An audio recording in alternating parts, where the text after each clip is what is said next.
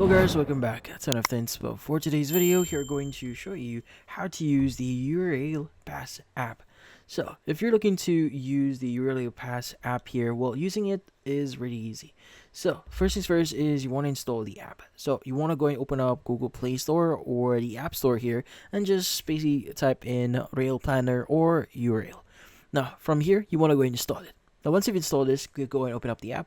And from here, you need to provide some details in order for you to have or connect your account or your mobile pass. So first is you need to provide some information, like for example, the last name that is associated on your pass, also the pass number that is associated on your pass. Now it should be provided on your confirmation email.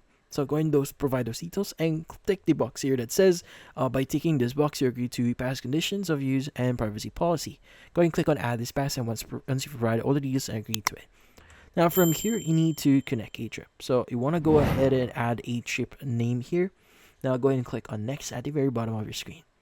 Now from here, it's going to say you need to activate your pass for travel. So in this case, you need to activate this. So how do you do it? So you just need to provide some details or further details for this.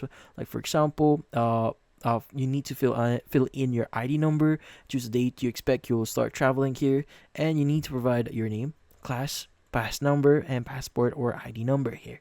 Now, from here, you also need to provide the start date of your trip, but at the very bottom, you should have the option that says submit or next. So, typically, once you've done this, you should now be able to start using the Eurail Pass app here. But that's about it. Hopefully, this video was able to help you like and subscribe to NFT Inspo. Thank you for watching.